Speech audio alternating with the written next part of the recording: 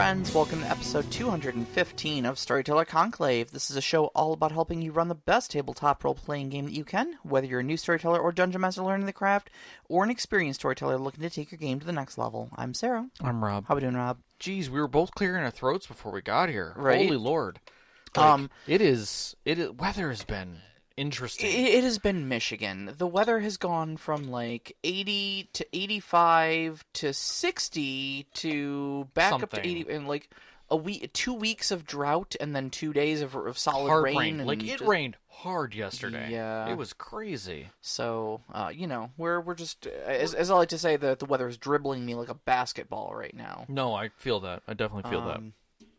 But we are here. We have another system spotlight up tonight. Let's see here. We got any gaming news? Let's see. I got my game scheduled this afternoon. I think this.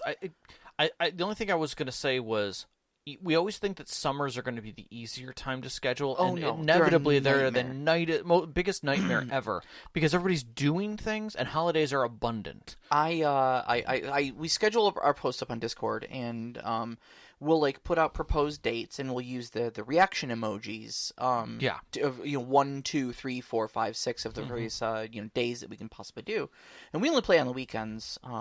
Because we've also got some people that are kind of, like an hour out of, away. So 45 minutes, yeah. 45 minutes or so. So it'd be a pain in the butt to try to get everybody together on a weeknight to play for a couple hours at the most. Exactly, yeah.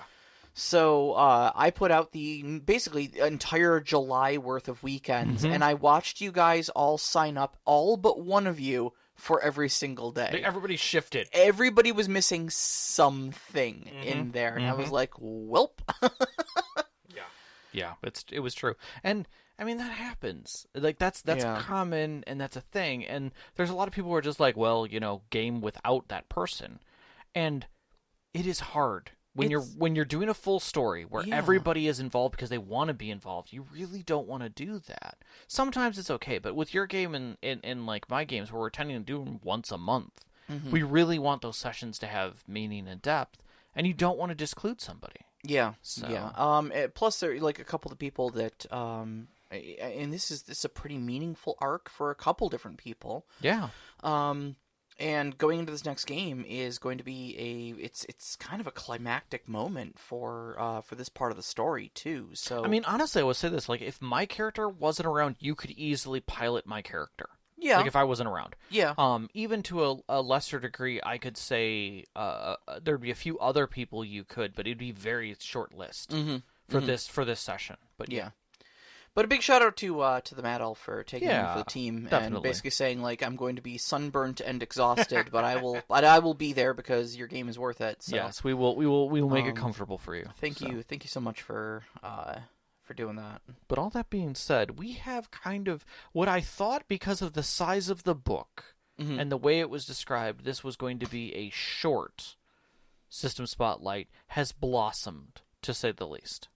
Yeah, and the other, like, not only has it blossomed just because of the remarkable depth of the game for what it's done with so little, but I think too, I found myself thinking a lot about how the lessons we can learn from Brindlewood Bay. Yeah. No, I think that's a great way of putting it. Can be extrapolated into other games. I 100% agree, and I'll get to my portion of that. Oh, yeah. I mean, our conversation with it was less about tell me about your thoughts on the system and more about okay, we both love this, why? And that's fantastic. Like, it is good that we both love the system, and I think we both love the system for a lot of the same reasons. Yeah.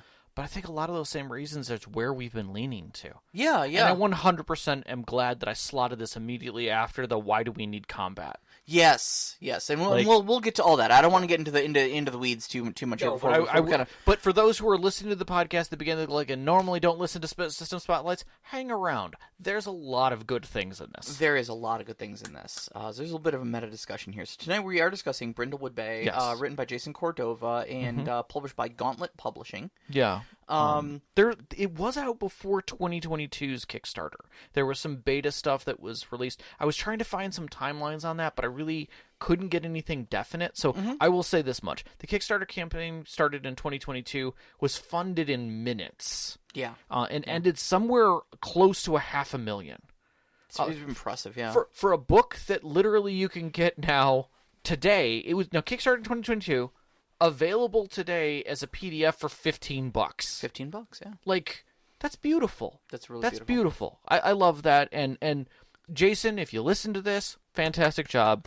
Thank you. All well done. We'll get into all of it. So now I do want to issue a little bit of an actual spoiler warning, I suppose. I think that's fair to call it a spoiler. Okay. So and normally I wouldn't do this with a game system. Like we dive in and we rip it apart and we give our opinions about all the different mechanics and how it's supposed to be played and stuff like that. But the game is semi-structured in that there is though there's a lot of open space in the game to make the game your own. No two games of Brindlewood Bay are ever going to be the same.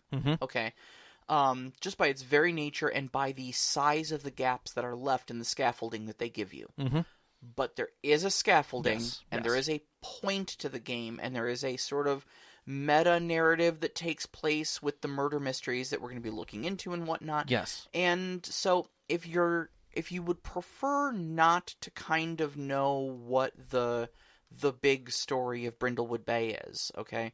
If all you are here for is to know what our overall opinion about the game is, we think, A, it is fantastic. Without a doubt. Delightful little mystery game that leans very heavy into like Murder, She Wrote and other detective shows from the 80s and 90s. And I say show heavily. The word show is very important. And it also involves some Lovecraftian elements. I saw a lot of Monster, She Wrote. Yes, I will. The fear element of this story definitely leans into Lovecraftian and the unknown. Now, it is structured enough that it easily guides you through these mysteries, but it's left open enough that each table will actually have, like I said, a very unique adventure. No two games of Brindlewood Bay are ever going to be the same. Yes. But there is enough structure there that it is going to guide you through how to do these mysteries. And honestly, it's brilliant. If you want old ladies solving dark mysteries for roughly 12 game sessions and a narrative-heavy game system, because it's powered by the apocalypse through and through, then this is a great game. You should spend the $15, go get it, and let us know how it goes for your table. Yep. If you want more detail and you don't care if we spoil the big secret behind these, stick around because we're about to. Yeah, and I will say this before we get into spoiling. If you want a system that will teach you some amazing narrative skills to add to any game system and any story that you're working with, spend the $15. You don't even have to listen to the rest of the show. Skip to the end if you want to, and listen to our final kind of closing on this, because we'll get into some of the real value behind this, and pick back up on that. But it's going to be a little while. We're going to have to get into the weeds a little bit of this interesting small book but amazing game. But definitely spend the money. So, we will. I guess we can step right into the spoilers at this point a little bit. So, it is a structured game with a lot of unstructured elements. And in that, thank you. I saw what you're doing there. In that, the game itself gives you the elements to run the mysteries, and there is a structure to the overall sense. But the clues that you are presenting, much like all good Powered by the Apocalypse games, are at the mercy of the story. And that is if there is one thing at the very beginning of this that you must understand, is this is Powered by the Apocalypse with the giant quotation that should be splashed across all of it, which is "let shit happen." If you cannot accept that, then do not play this game. Yeah, this is really Powered by the Apocalypse in its purest form. So if you're coming to Powered by the Apocalypse in things like Dungeon World and stuff like that, they're a little more structured, a little more D&D, but we're using Powered by the Apocalypse rules. This is going to be very Powered by the Apocalypse for you. Very. The main structure is essentially you've got a sort of whodunit. The clues are given to you. Yeah. The suspects are given to you. but they don't tell you who did it. They don't Nope. tell you what the clues mean. Nope. It's essentially up to your players to tell a narrative and then weave in the clues that you give them to the suspects you've given them and decide who they think it most likely points to. And it's they will then theorize about it, which is a roll. Mm-hmm. A theorize is a move. Yep. And depending on how that roll turns out, either they got their culprit, or maybe they didn't. Maybe they guessed wrong, Mm-hmm. and maybe there are some consequences for asking wrong, and the hunt continues. And it's not like they can just immediately theorize. I mean, they could. They'd get it wrong. But the idea is that the clues add up and add to the total. Well, you can't. Right. You can't, because you need at least half of the difficulty worth in clues. Correct. The lowest, its difficulties go from 6 to 8. Mm-hmm. Or complexity? Complexity Goes from 6 to 8. So you need either 3 or 4 clues at a minimum to even do the theorize roll. Mm-hmm. At a minimum. And then it's even harder because the gap between how many clues you have and the complexity acts as a negative modifier on the roll. Yep. So if you only have 3 clues on a difficulty 6, you're -3 to that, you know. But there's also, like we said a little bit earlier, there's a bit of a meta narrative that goes on as well. And this is kind of the spoilery part.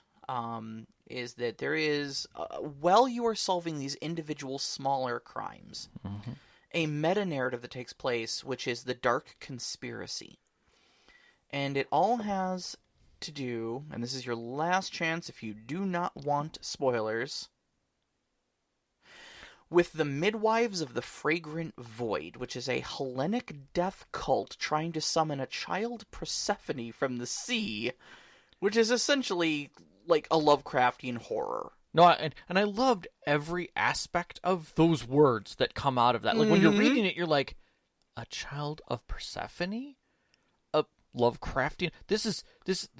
These are other mavens, effectively, or some kind of a blood cult. All of it is mysterious and wonderful, and like, how does this fit into Murder, She Wrote?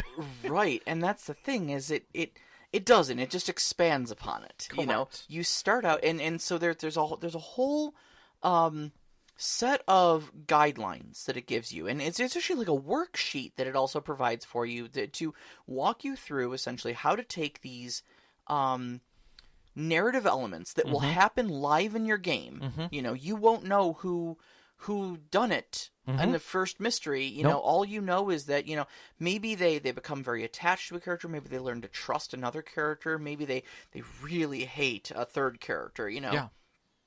And so you take these elements that they've kind of attached to, and they've built these feelings and these investments onto, and you just make notes of those. Mm-hmm. You've got a while before the dark conspiracy starts ramping up. But essentially you work with your worksheet, and it gives you prompts to make certain decisions about things, and slowly but surely, the Brindlewood Bay, or I should say the Murder Mavens, the Murder Mavens, which is the player group, will eventually start figuring out that there is something else going on that kind of connects all these weird murders and strange occurrences, and it starts getting very deep and deep and deeper, and by the time the end of the campaign is rolling around, these things are like these guys are summoning like demons to come attack you, and you're like, I don't care who fell off the side of a boat or who might have pushed them. They are going to summon Cthulhu out of the ocean if we don't do something about it, and therein lies your escalation. Yep. It gets, I mean, it's still a mystery at the end to be solved. That has not changed. Yeah. The mechanics stay the same. It's not like you're combating Cthulhu, but in a way you are, by finding truths. Yes. And so the true test at the end is, can you remain? Mm-hmm.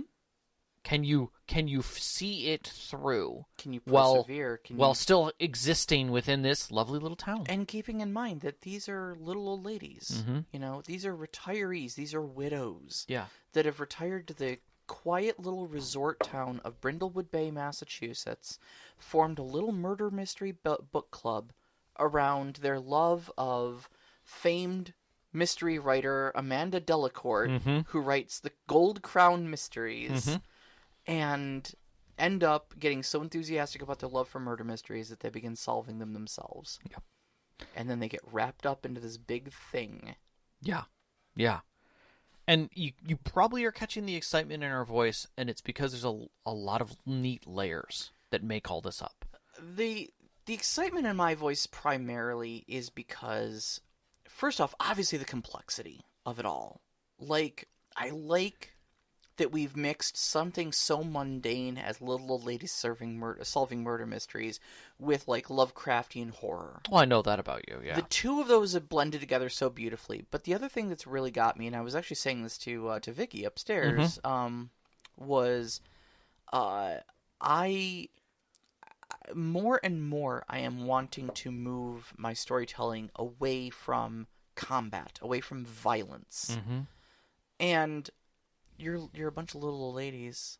Like, you're not packing, you know? I mean, if you pull a gun, it's a serious moment. Yes, exactly. Like, you are going to be fleeing from danger. There's no combat in this game, you know? No, I mean, you watch any one of those series. Would you ever think that J.B. Fletcher would pull a pistol? Right. No, not in the least. When was the last time Columbo pulled a gun on somebody? I want to say once. Maybe? I want to say once, if I can remember at all. And even then, he was unsure about it, and I think it was unloaded. Yeah, it was probably a huge bluff on his part. Like, oh, thank God he didn't, make me pull the trigger, because he'd have found out that I didn't have bullets in this thing, you know? Yeah. Yeah, exactly. The chief let me borrow this one. I wasn't even sure if it was loaded. I haven't been to the range in 60 years. Right, right. So, yeah, exactly. Can you imagine Jessica Fletcher pulling a magnum out of her purse? Not going to happen. Not even a dagger. Like, that's never going to even happen. Exactly.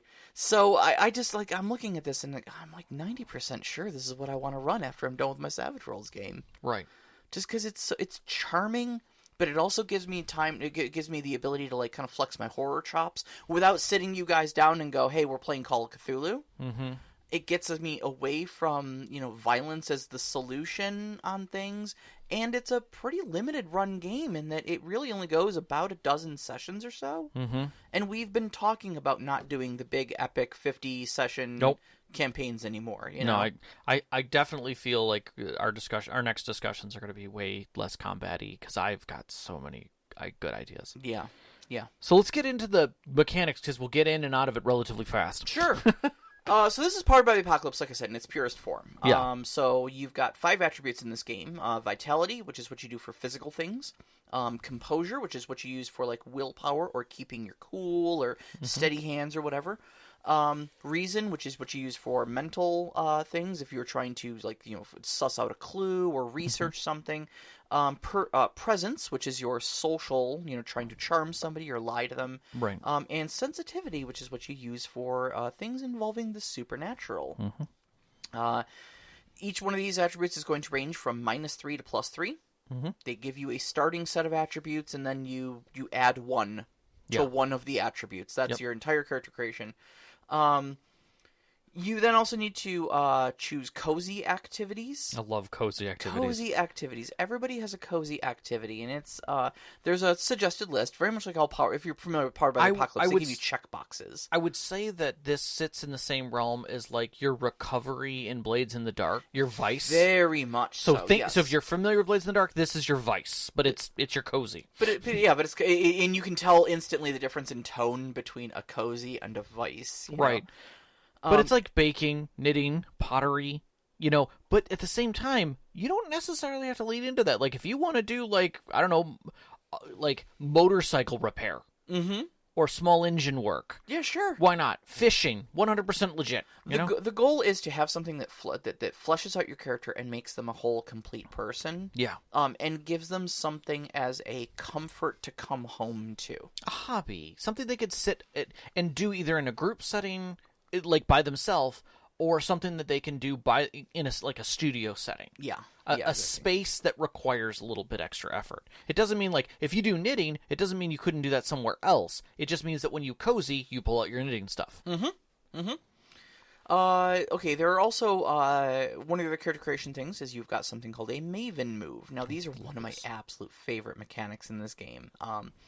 So, as most of you who are familiar with probably Apocalypse knows, you don't have abilities or anything like that. You have things called moves.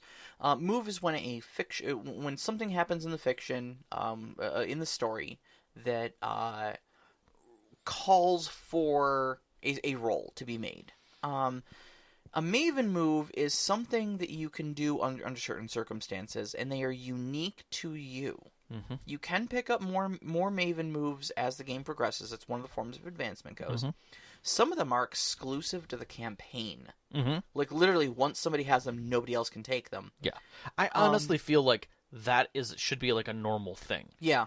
Because that really helps identify, and I think I want to say it was spelled out in there that it is recommended that no one has identical Maven moves. Right, because it keeps each character unique, you know? Yeah.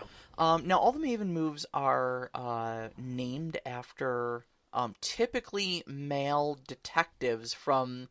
Yeah. So there is like a Columbo move, there's a Fox Mulder move. There's a MacGyver move. There's a MacGyver move, yep.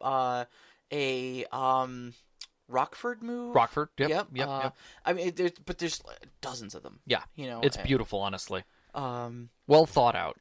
And so each one of them is basically like, not only does it give you a special ability, like the MacGyver move we were talking about that earlier, gives you the ability to, in a situation, you can describe 3 things that can plausibly be in a scene, 3 mundane objects, and if you can figure out a way to BS your way through combining those 3 objects to somehow solve whatever it is you're trying to resolve, then you get to do it, and you get success on that. And it doesn't have to be like, you know, I have a hairpin in my pocket and a cork in my, you know, I pull a hairpin out of my hair, I grab a cork out of my purse that I had from the wine bottle at last night's dinner, and I use that on the lock on the front door to be able to gain entry quietly. You know, that's the thing. But you could easily just say, I reach under the mat and find the spare key. They don't. No. Oh no, that was specifically the example they said you cannot do. I apologize. Yes, it has to be stuff like hairpin plus rubber band plus cork equals improvised lockpick. Yeah, or like a credit card, you know, kind of a thing. Yeah, exactly. I apologize. I read that fast. Some of them are things that will just like free clues at the beginning of the story where they'll be like mysteriously dropped off by a mysterious benefactor who never appears. You know. Yeah. One of them is like prophetic dreams that you get. Oh yeah, I was reading about those, and I thought those were neat. And they say be very careful about the prophetic dreams because they should have impact on the theme. Mm-hmm. And theme and feel are a huge part of this. Yeah. So, but also one of the other great things that I noted in there is that each one of them has a little subtext on it that says, essentially, choose this if you want X to be important to the story. You know, so, for instance, one of them is Michael Knight, I think it was? Yes. From Knight Rider? From Knight Rider, yep. Okay, so his move is essentially that you get a vehicle that is old reliable to you and will, you know, basically when using that vehicle, you have, like, you know, some sort of advantage, some sort of bonuses, you know, it'll always get you where you go, or it'll never break down, sort of stuff like that, you know. And it's like, choose this if you want, you know, your vehicle to be an important character in the story, and also if you want chase scenes. Yeah. And so, just being that this is a very narrative, you know, forward game, it encourages you to immediately think about the impact on the story as a primary reason for why you might make some of these decisions, rather than thinking about them as, like, is this the good choice? Is this the optimal choice? Yeah, I feel like it harkens back a little bit to the backgrounds in 7C that we used to use, where literally you're leaning into what you want. Yeah. You know, you're saying, I get to be part of this story, I get to craft how I want it to feel. And I think that's a good sense of the Mad Lib that is this game, that it is expressing itself in every step, both character creation and player manipulation, that the player is 100% part of the crafting of the story. at all times. And it was interesting that Knox said, congrats, you are now part of a point-and-click adventure. And the answer is no, it is not a point-and-click adventure. It is, in a way, kind of the opposite of a point-and-click adventure. And we'll get to that, but like this aspect of it is just by creating your character, you are changing the definition of the story and how it is to portray it. Yes, there's a scaffolding that says this is where we're going, but to get there is routes are wide open.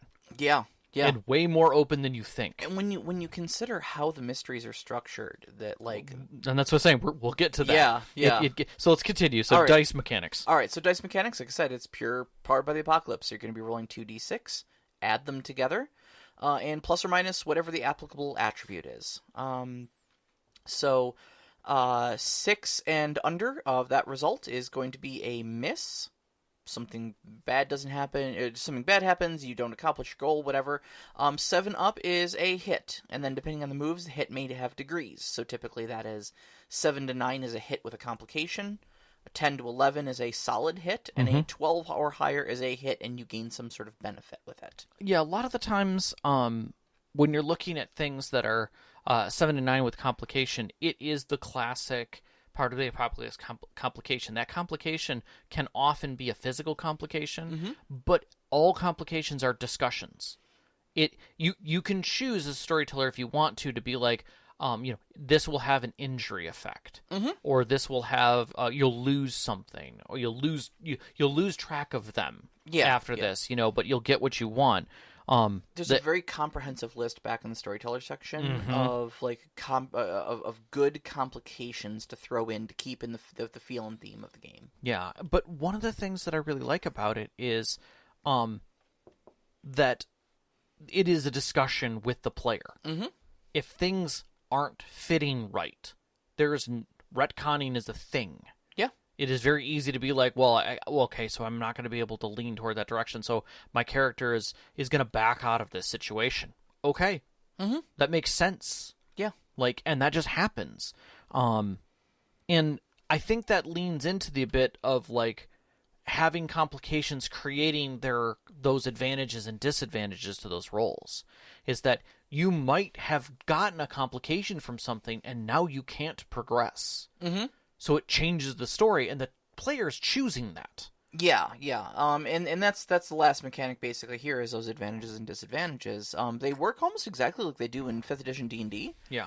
In that they don't stack. Yeah. You can never have more than one advantage or disadvantage, and if you have both at the same time, they cancel each other out. Yes. And then it's basically just 3d6. Take the highest pair or the lowest pair of those dice. Yeah, and the thing about those complications is something that I think is one of the important aspects of this kind of story and the breakdown of it, and that is that fictional positioning of what those things are. You might say, like, in D&D, if you say you have a bum leg, kind of a thing, it is a mechanical stat-driven thing. Right. It causes, half movement. Disadvantage on athletics and acrobatics rolls. In this case, that is, throw all that out of your head. You have a bum leg. It means what it means. Yeah. Yeah, that's it. I'm knitting right now. Cool. Your bum leg doesn't play into that. On the other hand, you're chasing after the villain, or the villain's chasing after you. He's going to catch you. Why? You have a bum leg. Yeah. It's a fictional position, right? And that's the thing, is that objects within complications cause those things. Car failure is a complication. Like you run outside and, oh, that's right, my car's dead. Crap. It won't start. Okay? Too soon, Rob. Too soon. Yeah, that's true. I'm sorry. I apologize. Heatsink. Good luck. But that's the whole thing is that those complications need to not be hard mechanics. They are just simply advantage or disadvantage or a straight-up failure mechanic designed to be in there, to be part of that. And it's meant to be a narrative choice within the framework of the mechanics. Yep. So. Now there's a few other little mechanics in here too. Advantages and disadvantages kind of can come from different places. We mentioned conditions and whatnot. But you can gain advantage from there's kind of an equipment sort of rule that's a lot like Blades in the Dark, where like you kind of don't define it until it becomes a thing. Mm-hmm. And that is items from your cozy little place. I love that. And they're just things that you have. Yeah. You know? And there are basically if you have an item from your cozy little place that helps you in the fiction, you know, then you can use it. Now those things then become checked and can't be used again. Right. Okay. But there is things, an advancement, and I believe there is maybe a Maven move that allows you to uncheck your items. Yes. Oh, certain items don't check when you use them because of Maven moves. Correct. Yes. Correct. And things like that. So they become very intrinsic parts of your character, like to be able to always get advantage on your rolls when you're using like your car if you've got the Michael Knight Maven move, you know. Right, or if you've got like a spyglass. Mm-hmm. You know, things like that. And my thought of the other part of that is that some of your consequences are those can be taken from you. Mm-hmm. You could lose access to one or know that it was stolen. Yeah, they're not guaranteed, you know. Mm-hmm. Mm-hmm. Now one of the last mechanics to discuss here is crowns. Yes, which named for based upon the book series that they all follow. Right, the Gold Crown Mysteries by Amanda Delacour. Very prolific writer. Very prolific. Lots of books. So there are two types. Okay, so crowns basically are your way of, one's your way of resisting negative effects. Mm-hmm. One is kind of like a corruption track. Yes. Okay, so you've got the Crown of the Queen, which is essentially your resistance track. Okay, if you get a really bad outcome, and that bad outcome might even be things like you die. Yes. We mentioned, bum leg, you're running away from the villain. The villain's trying to kill you. Well, sorry, buddy, but you've got a bum leg. Fiction says you die in this instance. Okay, so what we're going to do is I'm going to put on the Crown of the Queen, and I'm going to check off one of these things. And they're descriptors that, describe how you failed as a mother. Describe a way that you failed as a sister or as a wife. Describe a budding romance in your life. There's a handful, and they're all listed on the character sheet. So when you do that, two things happen. First off, what actually happens in the scene is the next highest die result that you could have gotten. Right. Okay. So if you rolled like a snake eyes on something that death is on the line, okay, now it becomes a 7. Which means there's a consequence. There's a consequence, but you succeeded. So you might lose something, but you get away. Right. You might take a condition, but you get away, Right.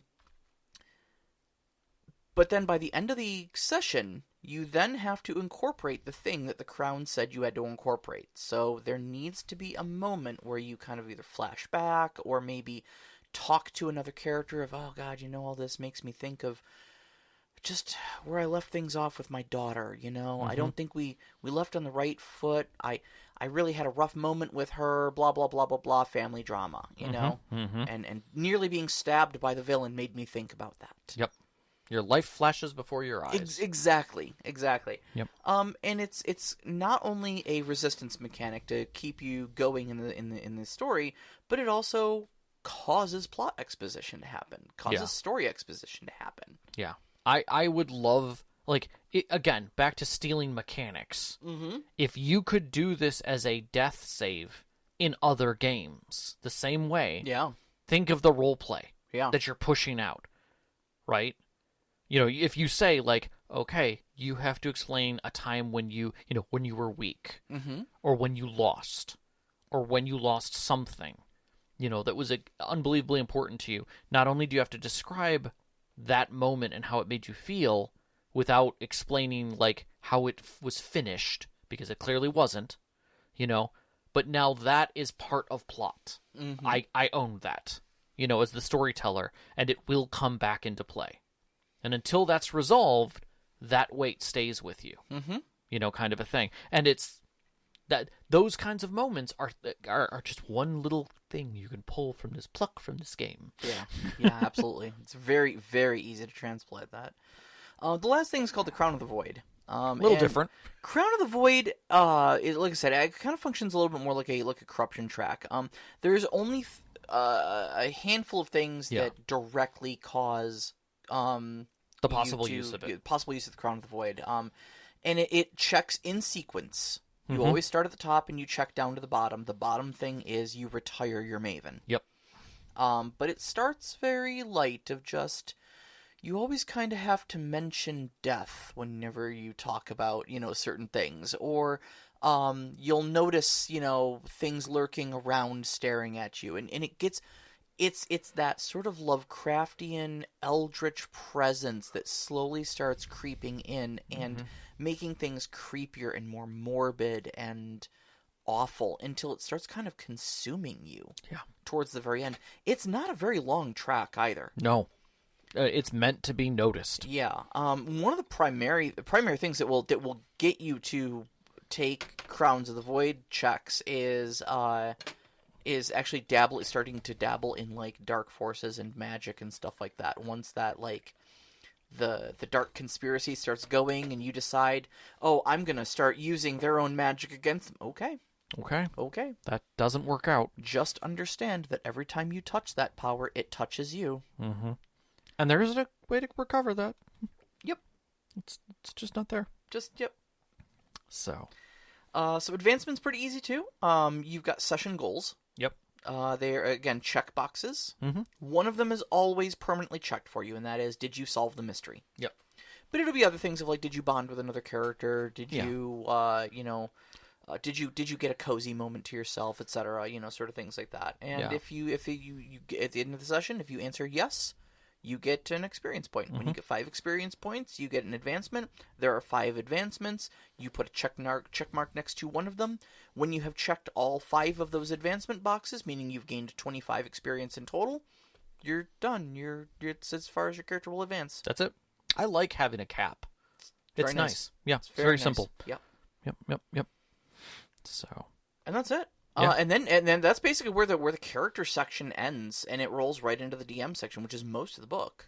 Which is, I'm gonna say this. Normally, I list out the number of pages that are in a book. I will say this: most of this book is the DM section, and most of this book is not about monsters. It's it's 167 or 8 pages or so. Yeah, 161 to the appendices that has legit knowledge that you read. And then I want to say about maybe 30, possibly 40 of the front of the book is... It's about that. Is character, and then the entire rest of it is... So, like 120 pages of storyteller section to the possible 40, 30, now, 40 some of that is adventure explanation... and good exampling. Sure. But a huge portion of that talks about the most important aspects of this game, which is developing the tone, developing the mystery, explaining how these moves are meant to be worked in, what your goals and aspirations are as a storyteller. So I'm going to break this down a little bit, but I'm going to tell you right now, there are swaths of information that I am not including in my review. Things that I could spend easily an hour going over that section and opining on all of the beauty of what's in there. Mm-hmm. I'm going to start this off by saying, if you're a DM and you do narrative stories, spend the $15 and get the damn book. It's worth it. Just worth it. You're not wrong. Let's talk a little bit about tone and timing, because I feel that this kind of sets the pace for this particular game.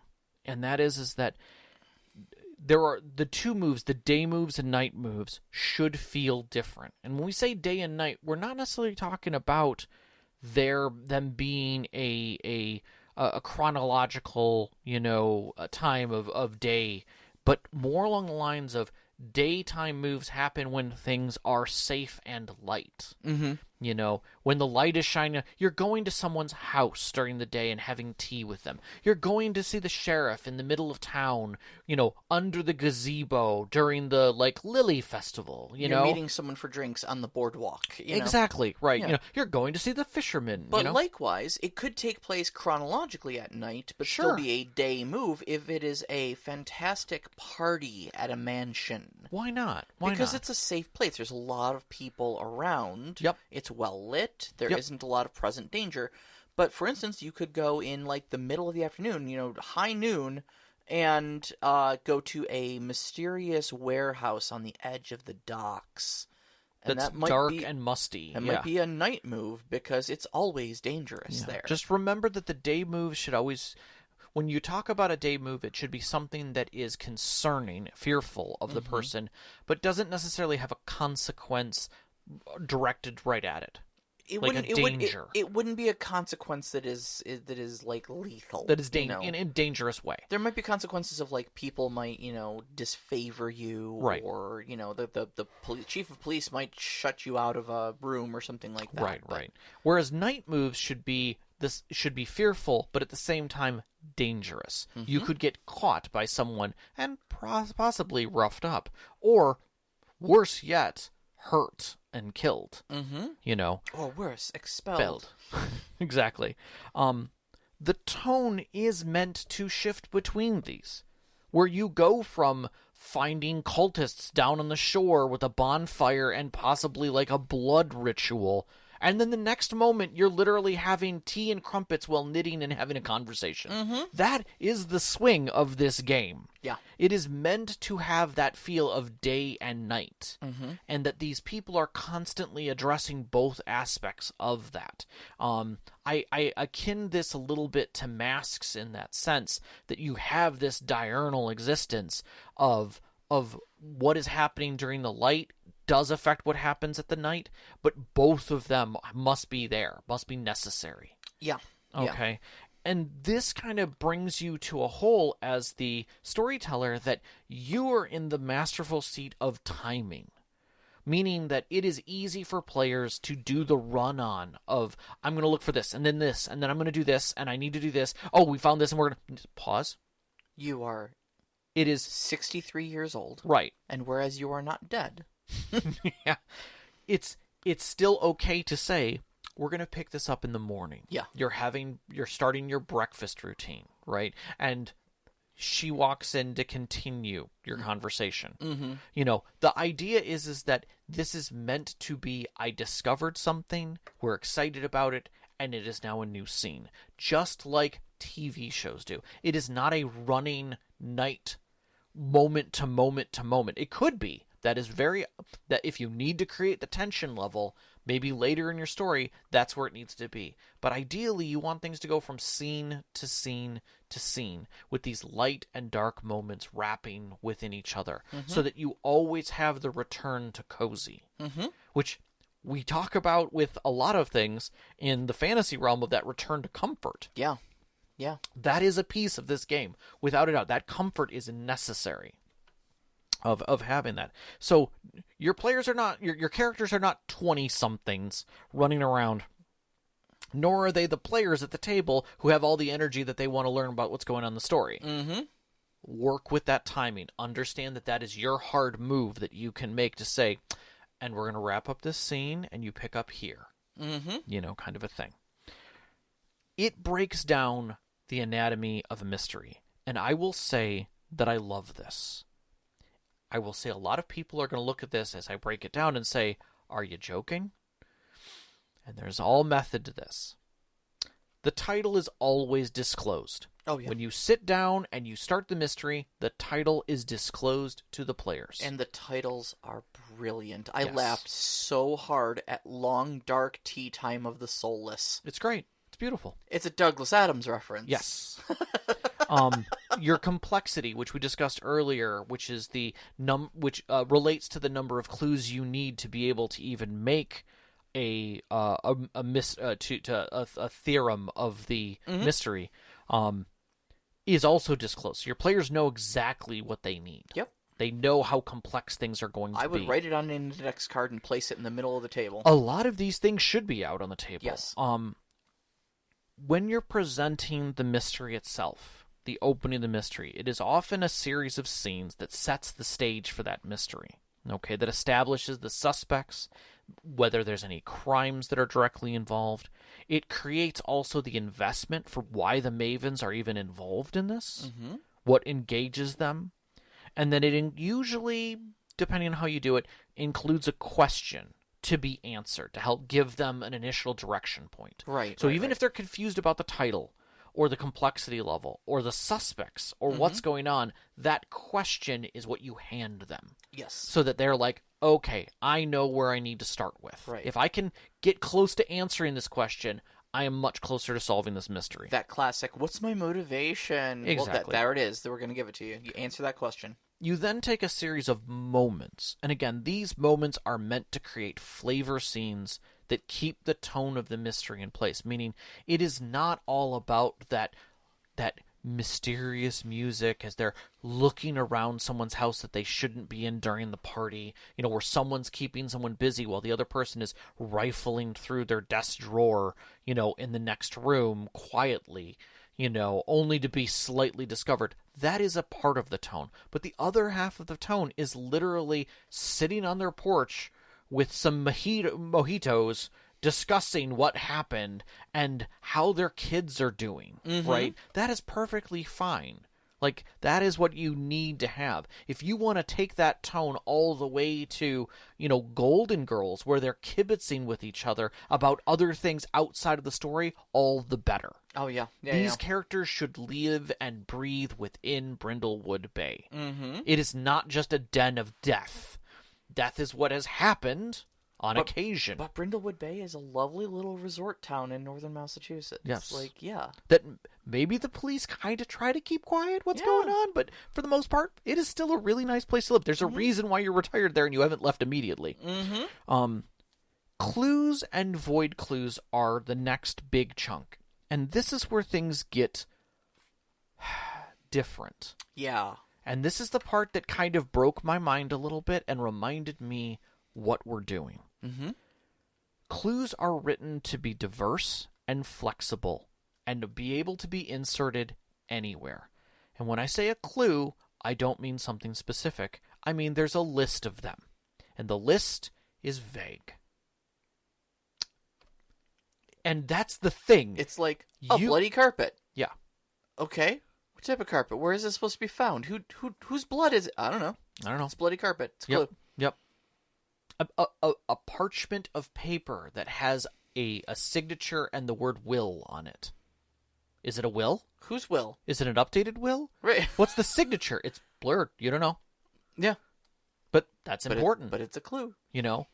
And these are the types of things. Now, each one of the mysteries has their own listing of clues, but they're meant to pick, like, whatever scene you're in that they're meddling in. When they do a meddle action, if they find a clue, you go to the list, you find something that's appropriate, and you insert it in. That's it. You are not directing the mystery. You don't know who did it. Correct. They don't know who did it. That is the hard part. We are uncovering the very key component of this. This is the part that, like, I love, but I also hate.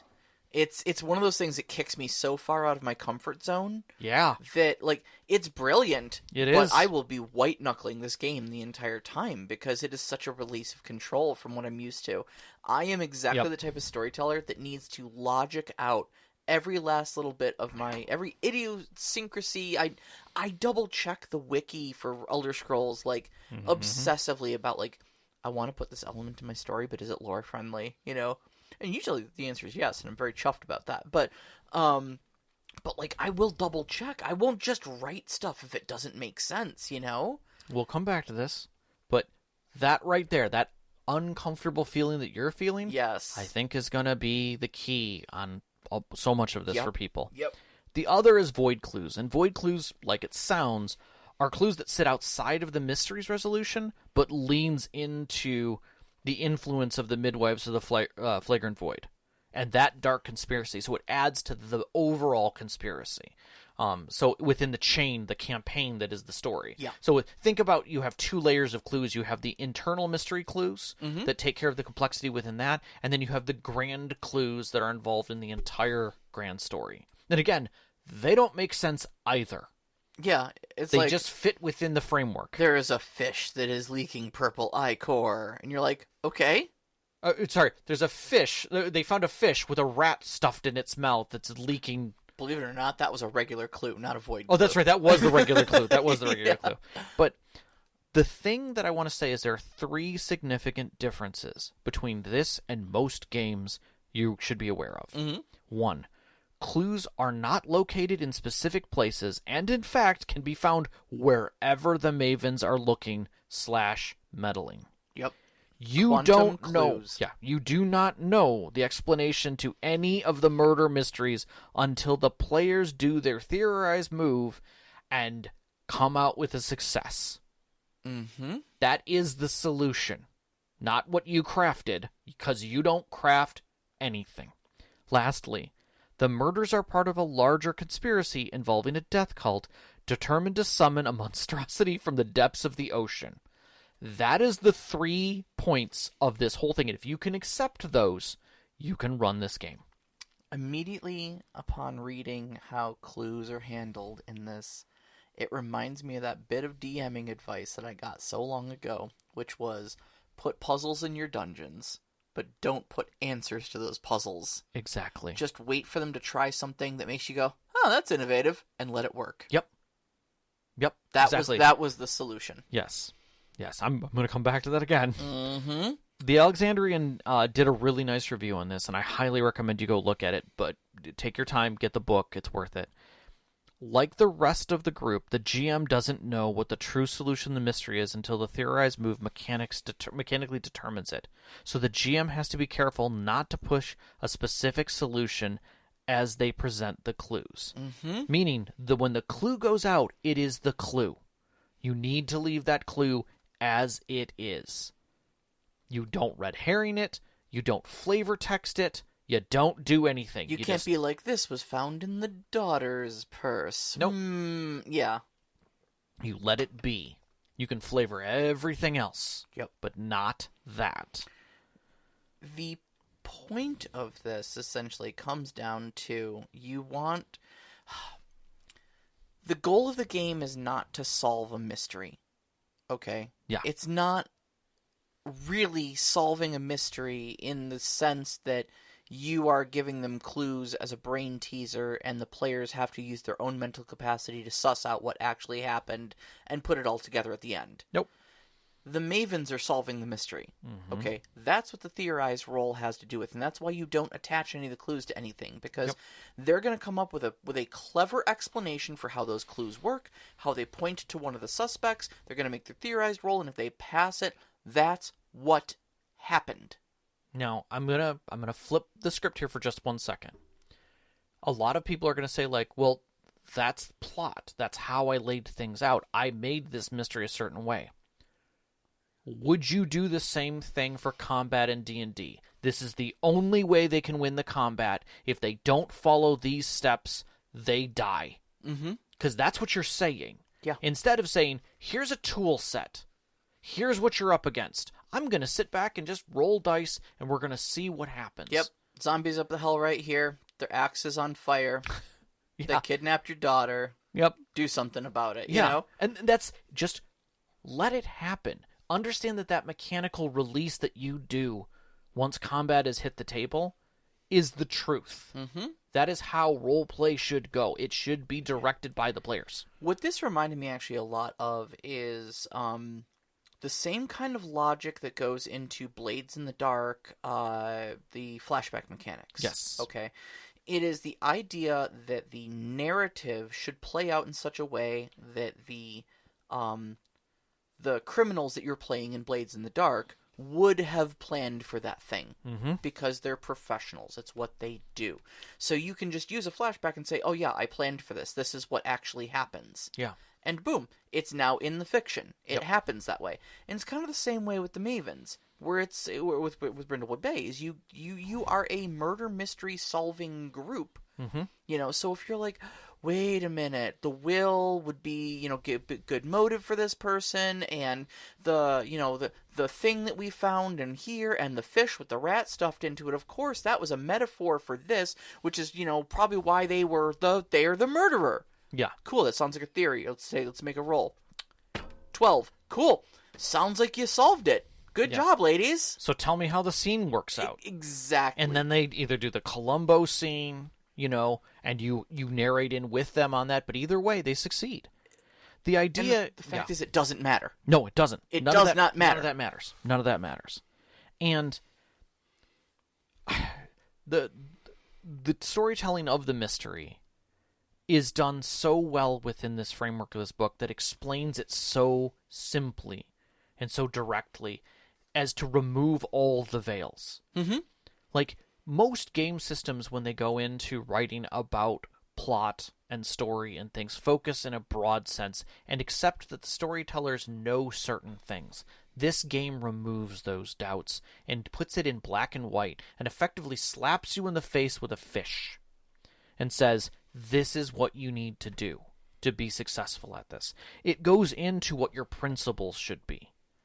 Play to find out. Keep it cozy. Keep it dangerous. Keep dangerous characters occluded so that they can't be caught.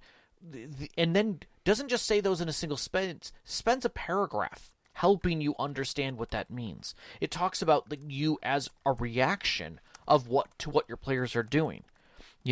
A good reaction is one that complicates the Maven's life in an interesting way. Kill a suspect. Have an official show up. Mm-hmm. Cut to commercial. That's a move that you do as a keeper.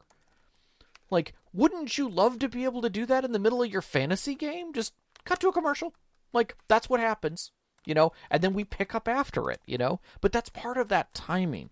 That is understanding that you are setting a flavor and not a lot more than that. You're letting things happen.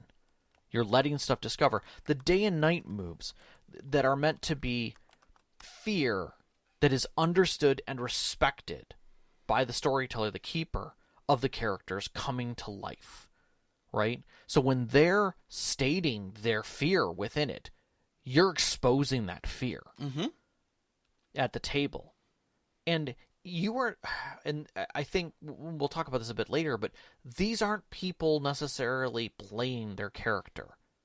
They are moving that pawn within the story. Yeah, you're not so much telling playing a character as much as you're telling the story of that character. Correct. Yeah. Correct. And it's no different than me telling you about a TV show I saw. Mm-hmm. I'm explaining what happened in those scenes. Mm-hmm. So it's in that respect. And then maybe even talking about what I think might be happening next with that character. That kind of level of excitement. The stakes can be very high, but no one dies unless the player wants it to happen. Now, there's some tweaks to that, but it's very late. Yeah, for the most part, and in the first half of the game, it's nearly impossible to kill a character unless that character says, "This would probably kill me." Yeah, but the whole idea of crowning things gives you that out, if you will. Yeah. To be able to do that. Using meddling moves and releasing clues through that are how things happen. Mm-hmm. Sometimes it's not obvious that the players are trying to do a meddle. You just ask them. Ask them. So are you meddling at the fair with this person? Yeah, I'm trying to suss out. Oh, so this is a meddling move. Okay, so you're meddling. Cool. So let's roll. You just prepare your clue, like you're ready to go with that kind of thing. But at the same time, revealing those clues can come out in many different ways. Just because there's a taboo love affair going on, but you're at the library talking to a research librarian, right? How does that come out? The answer is a love letter falls out of one of the books, and you just scoop it up and read it off to the side quietly, or you catch someone leaving one of the computers and you glance over and see that their email is still open and see a chat log between two people. Yep. Right? Yep. And it's those types of things where you can always bring in the clue in a different way. But the clue is what it is. It's what it's being presented as. The thing that sits outside of that are these occult moves, which expose to a different level, but create danger. Those kinds of moves are meant to show that the players are stepping beyond themselves. That they're dabbling into effectively dark things try and get a bit more information. And even if they succeed, there is a heavy chance that bad things are going to happen. Yeah, and this is where you really start picking. Like if you start you start dabbling in occult stuff, like first off, there's no guarantee that it works. No. You may straight up find out that no, there's no possible way you can utilize this power. Yeah. But second off, this is the quickest and surest way to pick up Crowns of the Void. Yeah. Yeah, without a doubt. And have other bad things happen. But I mean, there's Maven moves that can put a damper on that. Yep. If indeed that is a thing you want your character to do, is be the spoopy one in your group, you can do it. You can absolutely do it. It's a storytelling game. Like, have fun with it, you know? This isn't a huge, long, 5-year campaign that you're going to be, trying to keep your character alive. Like, no, just have some fun with it. Yeah. Tell a story. And this is where the fictional positioning kind of comes into a little bit, too, in the sense that when a consequence occurs, it creates a weight for something within that character. Whether it's a physical thing that's happened to them, whether they've lost something, that is not unlike in Mouse Guard being set with a condition card that gets set to you. Yes. It is just an advantage-disadvantage point, or a fictional preposition that sits on top of things. Like, I'm injured, therefore I can't X, and it should be played in that narrative sense. But all of this builds to a point where the players are prepared to theorize on the mystery. And like we've pointed out and tried to make very obvious here, that is them solving the mystery regardless of what you think. Exactly. It is exceptionally hard as a storyteller to sit down and tell the story and not think you have a solution at all times. First off, stop. You don't. Just don't. You're not supposed to either. There's nothing to say that you also can't have, like, the police have their ideas, and somebody else who's with them, Poindexter making, constantly denying them their ideas, or even a villainous, suspect who's just like, yes, that sounds intriguing, but you have no proof, and then let them roll, and then suddenly all the proof comes out. And now that person is surprised because it's the truth. And you have to accept that's the truth. And that, and I will say that there is so much more that they go into advancements on, about handling failures and missteps and danger and other things, that I'm just going to straight up say none of it is mechanical. Yeah. It is just good storytelling advice, yes. So if you want, like, we've gone and talked about other things, like if you want to tell a good mystery, go look at go look at Gumshoe and things like that. I'm not going to say scrap that idea, but I will say this. Go pick this book up. It will help you understand and reframe some major points in your head about what you think you know about writing a mystery. Yep. And understanding that. Yep. Our closing thoughts are going to be a little long.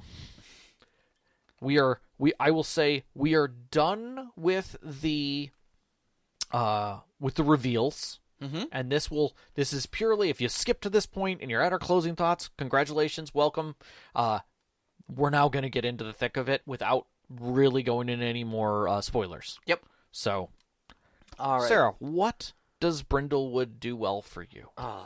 So much stuff. First off, I am just utterly enchanted with the setting. It is. It's kind of wonderful. It's so charming and it's so unique. The idea of you're just playing these little old ladies in red hats, that love to solve mysteries. That gets just wrapped up into these events. Yeah. Especially when they keep saying, like, your players should constantly, your character should constantly reference things from the books. Because that's the big part of why you're all together. Yeah, because Amanda Delacourt, very prolific writer. Just make up crap. Like, oh, that was from, the Tomes of Seven Seas. Yeah, exactly. Yeah, where, just after he ripped open his shirt, that scroll fell out of it. This was just like that. It's doing those types of things adds to the flavor of the story and the setting and everything else within it. Somehow it gives you a framework for mysteries and a vile conspiracy without providing any hard details on what any of those things are, and then effectively guides you to fill in those blanks to make your own story, like a giant Mad Lib sheet. I will flat out say that this does a great job at throwing pretty much every major adventure written out in like a, 16 to 18 page booklet right out the door. Oh, yeah. Nice job. Right out the door. I was reading over, looking at how the scaffolding works, like Mad Libs is what I kept referring it to, because it's like, you can read Mad Libs and it's like, I verbed a noun this, time period. Yeah. And like, that doesn't mean anything. It's all fill in the blanks. And it doesn't mean anything until you fill in the blanks, but it gives you what blanks to fill in. Yep.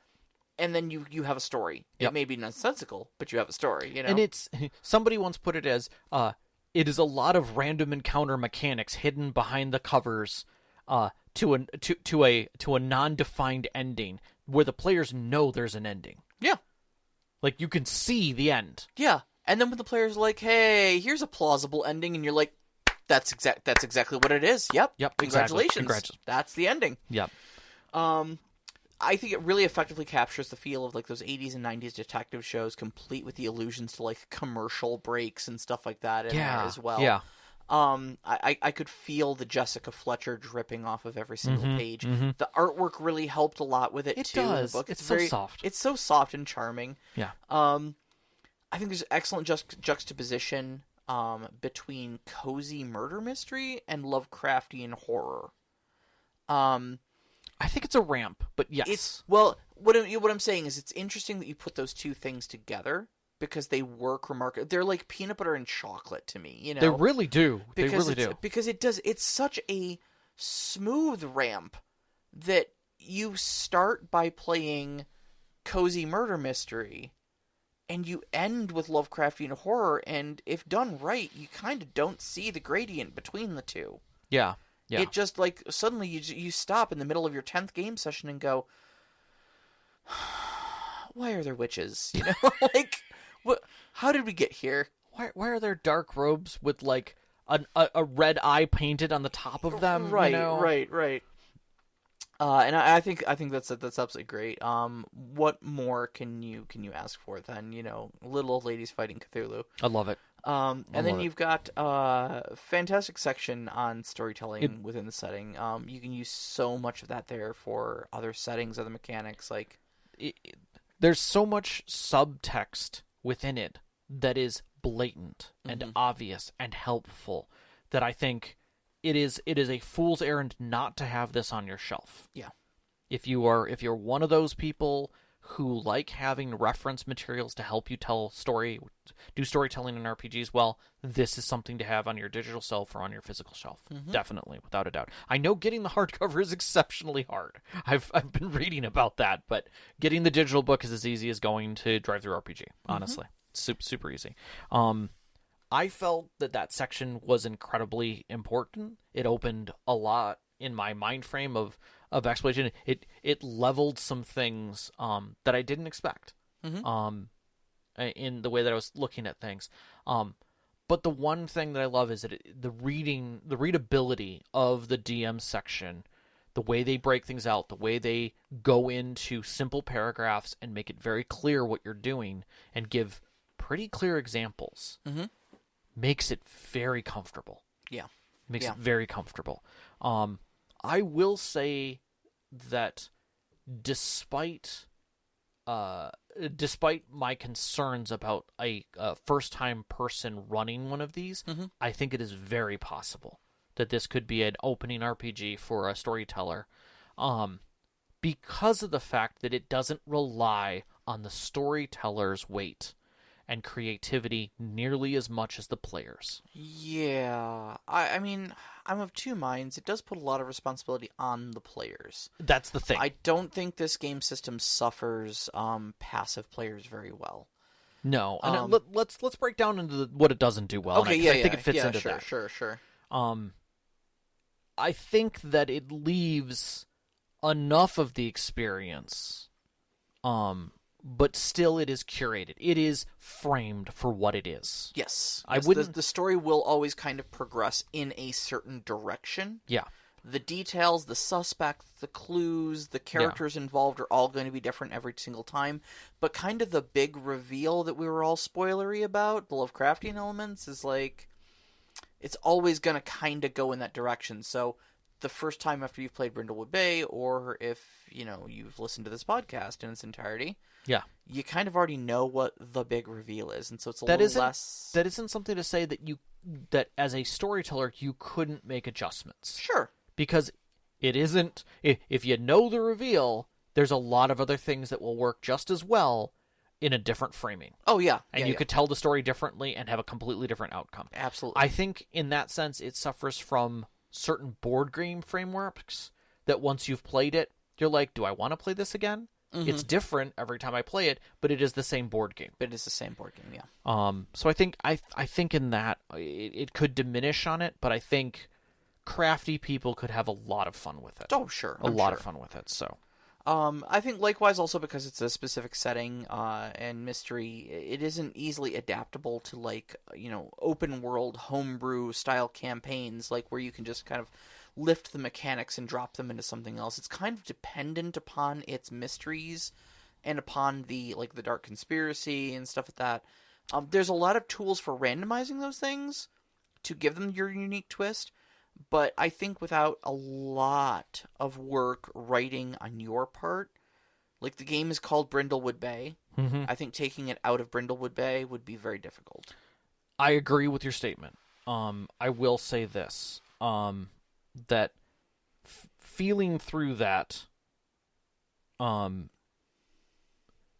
it would take a decent amount of effort to extract the mystery portion of this and to plop it into an existing campaign. Mm-hmm. But if done successfully, you could very easily have the subtext plot drop clues to your plot. At the grander scale, have an adventure that is a mystery, and use this as a framework to help you design that. Yeah, sure. And still have your plot rolling right along next side of it. Mm-hmm. And I think that could be kind of neat, but it would feel unbelievably different. The challenges of trying to put this into a combat-heavy game would show drastically. Yeah, agreed. And because of that, the mechanics and feel fit tight within this framework.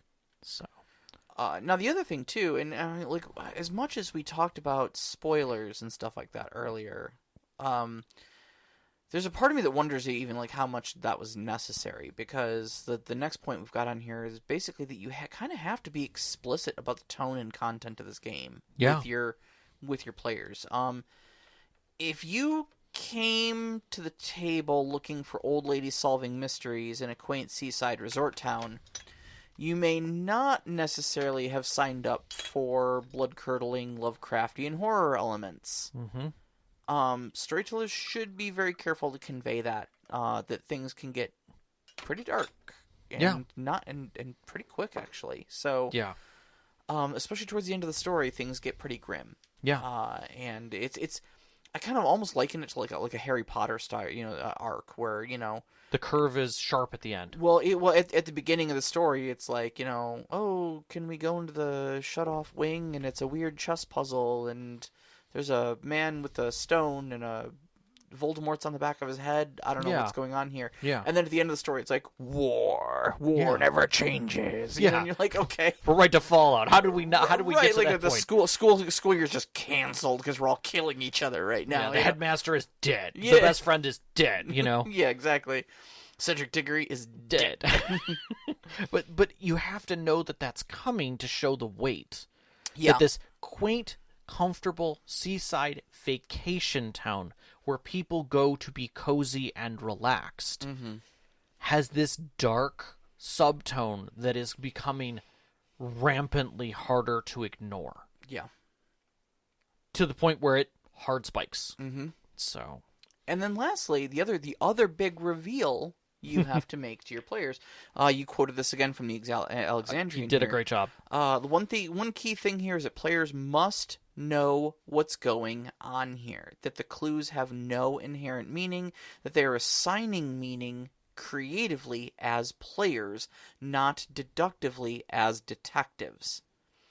And that the truth value of their theory is mechanically determined. Mm-hmm. Okay, i.e., whether the person you are stating you believe is the killer or not is determined to be the killer or not based on a die roll. Correct. Not because the clues legitimately pointed to them in a direct way. Yeah, and those who hide this structure, their games literally implode. Yeah. Because it is necessary. Because your characters will be trying to solve it like detectives and not like people just trying to piece together a story in an interesting way. Yeah. And that in itself right there, we talked about this before the show, we went into some detail, and that is that this legitimately shows the players how the sausage is being made, how the story is coming together. Taking part in a game of Brindlewood Bay is probably the biggest look behind a DM screen, behind a good DM screen that you will ever get. As far as, like, what do you have going on back there that makes your story so masterful? And the answer is not a whole hell of a lot. I'm actually leaning into and yes-anding a lot of what you guys are doing. Yep. And then it looks deliberate because I go, oh yeah, I had that planned all along. Right. Of course that guy was the killer. He wasn't until you said he was the killer, but now he's the killer. Yeah. Good job, everybody. But it only works when everyone knows that this is how the sausage is being made. Yep. That this is how the game is going. And the thing is that even in the appendix at the end is the designer explaining this in detail. How it was intended to be played. The apprehensions when playing those games. But it removes the GM screen. It invites the players behind it. And really removes the whole adversarial GM relationship. It is at the far end of that scale. Like, this is the end of that scale, without a doubt. Like, there's a mechanic involved, but you are there to facilitate the hidden cards that are hitting the table. Mm-hmm. It was asked very simply, could this game be GM-less? And the answer is, technically, yes. It would be more challenging, without a doubt, and take some very creative players to do it, but you could put all the clues in a stack of cards and just flip them when meddling. You're not wrong. And then consequences are a flip. Mm-hmm. You know, oh, I'm doing this. Flip. And it could just be a technically like a board game that is all narrative. Yeah. Yeah. Would it change things? And the answer is, yeah, of course it would. Sure. Because a storyteller is adding elements and flavor of the town. They're making it live and breathe. Yeah. You are doing what a storyteller should do. Someone needs to voice the NPCs and things like that, you know. Not only that, everyone else at the table, all of the players, are focused on moving their avatar and interacting with their other avatars on the table. You're watching all of it and making notes. You're not playing. That's the key. Yeah. You are not playing. You are there to foil and to question. Mm-hmm. To help them through it. And you make notes of, like, little attachments, like, oh, they've grown to trust this character. And then you put that down, like, you know, like, okay, cool, someone needs to betray them, you know, in the third act of this game or something like that. Like, cool, they've come to trust this character. I guess that's them, you know? Yeah. And it's going to be different every single time. Who they like, who they don't like, who they interact with, who they don't interact with. Exactly. And all of that is done in such a nice way that even at the very end of all of this, that the writer goes into saying that there are concerns about playing old people. Mm-hmm. And I was taken right back to Shang-Chi and jumping vampires and playing Asian characters. Yeah. And like, am I allowed to play an old lady? Mm-hmm. You know? And it states like, you're not playing an old lady. You're telling the story about an old lady. Right. And the tools are just there to make her a well-rounded character that lives and breathes in the town of Brindlewood Bay. And that is fine. Mm-hmm. And I think understanding that key right there, that the developer is basically saying you as a player are telling the story of. Yes. Should remind you as the storyteller that you are not the only storyteller at the table, number one. And number two, within that framework, you are exposing the entire story component set to the other players. You are gifting them behind the screen and allowing them to understand it. Mm-hmm. In essence, I love this. I love all of it. I think it's beautiful. Like I said, I'm 90% sure this is what I'm going to run for my next game. I'd love to be in it. Either way, I'm going to peanut gallery the hell out of it. Oh, yeah. All right, we got a couple questions. Yeah, they're a couple weeks old, but they're worth it. They still check out. we were like, hey guys, Brindlewood Bay is coming up next. Whoops. Nope. Okay, now that we got a bunch of good questions, let's just take these. Not Brindlewood Bay. Yeah.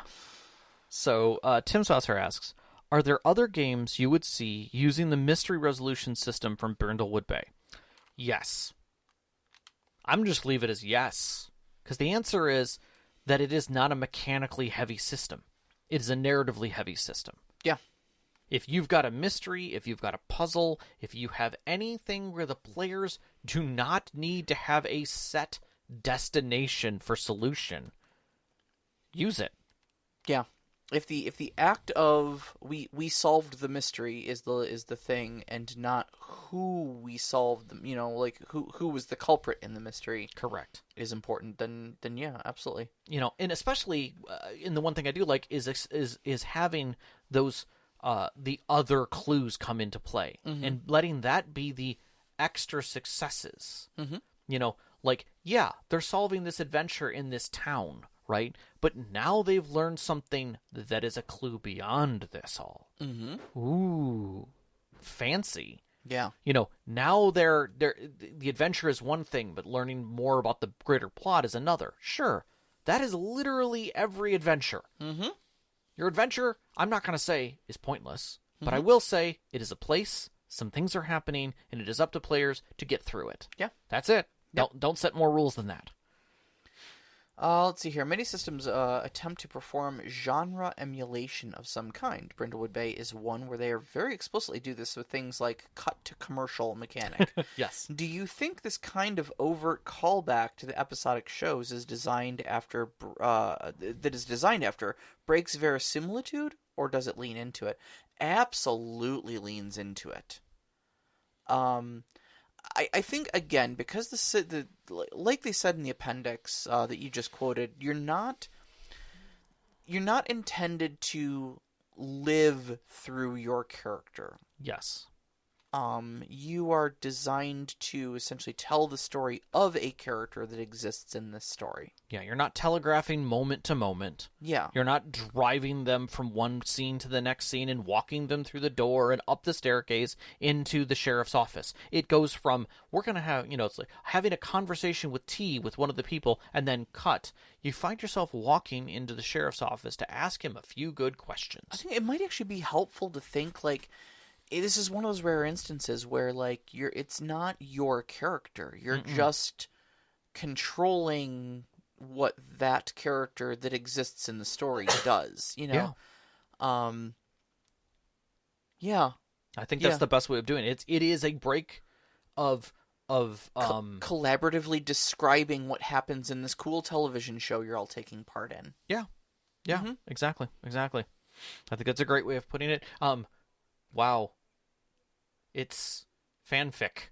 Yeah, kind of. Yeah. Because there's already an established character. Yeah. And movement and motivational set. You're just saying, here's the situation and how they're going to move through it. Yeah, Knox in the Box says a scriptwriter on this program. Yeah, exactly. That's exactly what it is. It is, and at the beginning of the book, they say that straight out. They're just like, you're just in a writer's room. You're just in a writer's room, exactly. Yep. So... Nevum's got some questions. In Brindlewood, the Game Master doesn't know who did it. That is correct. How to assure consistency when running campaigns.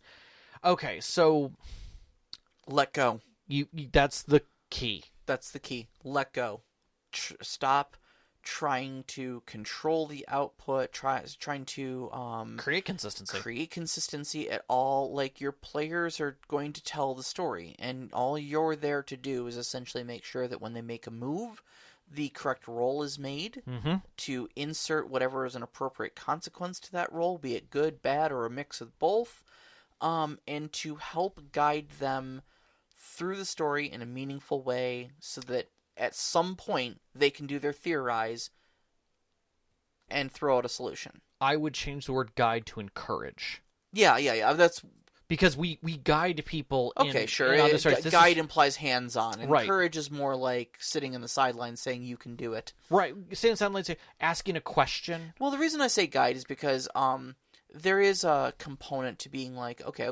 I understand you're trying to do everything, but we're going to move on to the evening at this point, And those, I think, are guiding moves. I would agree. Those are very guiding moves. You do need to put some constraints on your players to keep them moving in a direction. And to keep the feel of the story versus turning it into a move-by-move motion. Exactly. And so that's where I would say you need a guide, but other than that, let go. Yeah. Forgive yourself of any and all direct involvement in the outcome of that story. Yep, agreed. Next one. Do you have to play old ladies, like Murder Chariot, or can you play other types of character? So, the short answer is... It's not Brindlewood Bay. Yeah. And it's not the Mavens. Yeah. You're not a maven if you're not playing an old lady. Yeah. Now, there is some wiggle room. For instance, like I said, there is a selected list of comfort activities. Yeah. But, like, you don't have to pick one off that list. Like, I thought of a character earlier who's, like, a big fitness buff, She's 68. She's not dead, Yeah. Who's, like, big into, like, health drinks, and she wants to go out dancing and drinking. Like, and she still tries to capture that youth, like she's 20. And so her comfort thing is actually riding her exercise bike. Yep. To stay in shape, Yep. I mean, she still does it slowly because she's still 68 or whatever, age I put her at. But that could be it. But the fact is, though, is that she still is an old lady. At the afterlife has happened. Yes. So could you do it with old men? I would say in theory you could. Probably. I think it would feel a little different. Yeah, it would definitely feel different as old men, simply because I think old men have a different, there's definitely a different power dynamic with old men than there is old ladies. Yeah. And I think, like, the little old lady, the grandma that, like, has her sewing in her oversized purse with her at all times, like, there's a certain sort of innocence to that people regard, whereas, like, an old man might be an old veteran soldier, So, he might be an old business tycoon, And I think that's what it's trying to elicit here, is that you aren't powerful still. You aren't, you maybe even this one was a debutante and an actress or whatever of some note at some point, but they are not that anymore. They are past their prime. They have retired. They have pacified themselves to the point where what they do for the best fun that they have is go to a book club and talk about a writer and those books that they have. Yeah. And occasionally get excited about a murder mystery that happened in town. Yeah, and that's the reason it's called a meddle move. Right. Not an investigate move. Right. Because you are sticking your nose where it clearly does not belong. Right. You are doing this as a hobby, not as a professional pursuit. Correct. And so I will say this, that there's a recent TV show that was Steve Martin and Martin Short, and I can't remember who the girl is that is lead. It was Murders Only Happen in the Building. Okay. And it's a podcast show. Sure. Like, they're doing a podcast on the show about things that are happening within the... It's really kind of leveled, but the point is that both of them are basically just... aren't professional investigators. Mm-hmm. They're bumbling through it just as much in life. And it shows that passiveness, that pacifist, oh God, what have I gotten myself into? Right. There's nothing, I will say this, if your players can remember that that's what they are, that they are old, that they are frail, that they are fragile, and that they don't have gumption beyond their move, then I think you could. Okay.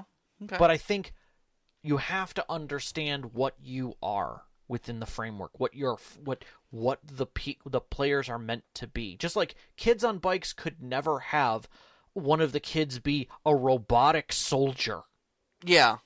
That's not going to work for Kids on Bikes. Likewise, none of them are going to be BMX champions. That doesn't work either. One of them might be the school bully, but that's about as, rough and tough as you're going to get. He doesn't punch out a cop. Yeah, exactly. Right. Exactly, yeah. So you have to know the weight, and I think the exposure of that kind of puts that. So I will say for the most part, no. For a clever group, sure. I don't see... not with that attitude, he's fair. not. That's fair. How to create a mystery in Brindlewood. Read the book. It does a great job explaining it. I 100% say it's worth the $15. Yep. And then finally, what is missing? What can be improved? The only thing I can think of, and that is kind of leaning back to that. How do you create a mystery? There are a bunch of mysteries that are provided for you. Yes. Okay, and those are frameworks of mysteries. Like I said, they give you kind of a inciting incident. They give you a list of suspects and their all attitudes and possible involvements. They give you a list of clues, which are vague and only semi-related to what went on. And it's entirely up to the mavens to piece it all together. But what I might like to see is like a framework for creating your own mysteries. Yeah. And I think that kind of answers both of those questions at the same time, is that there isn't really a framework provided for saying, like, okay, of the 6 mysteries that are provided in the book, here's how you would go about creating your own. I would like to, under that same line, I would like to see like a Forged in the Dark of this. Brindled in the Bay. Yeah. Or, however, Brindled by the Sea or something like that. Sure.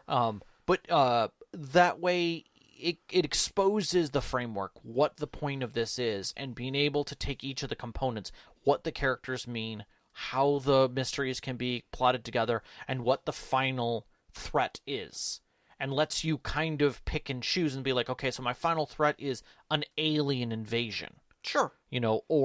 Or Chinese jumping vampires. Sure, or whatever. And then the framework in the middle is, is your clues and everything that go along with each of the individual mysteries, and your front end framework is a group of students at a college, or whatever. But the key behind it is that the passiveness of it, like they do, like Kids on Bikes, Kids on Brooms. Oh, you said kids at college, and I immediately thought of East Texas University. It's one of the settings for Savage Worlds. But it works. But again, the framework of who those characters are and their level of control of what's going on is the key. Is the key. So, but I think that's really the only thing that I would agree is kind of missing. Otherwise, excellent. Everything is targeted well, it is framed well, and there's so much joy that you can pull out of this. Yeah, it clearly understands its own scope. Very much so. Yeah. Very much so. All right, so next week's topic, we're going to be talking a bit about boss battles. Like, where did this concept of reaching, fighting through a bunch of things and then getting to a climactic boss, like, why is this retold again and again and again in storytelling? And like, why is D&D made this the default trope? Right. Of everything. And how necessary is it to gaming, that sort of thing. So we're going to be kind of dissecting that whole trope. In the meantime, you can find us on Twitter at @ST_Conclave. Listen to us on Instagram at @ST_Conclave. Listen to us live every Wednesday night, 7 p.m. Eastern Time on mixlr.com/storyteller-conclave. And join us up on our Discord. We'd love to hear from you. Throw us some questions. We'll answer them here on the air.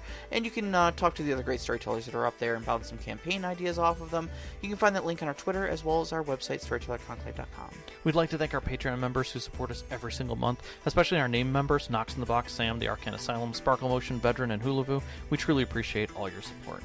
Our pre-show music is by Arcane Anthems. You can find them at patreon.com/arcaneanthems or on Instagram at Arcane Anthems.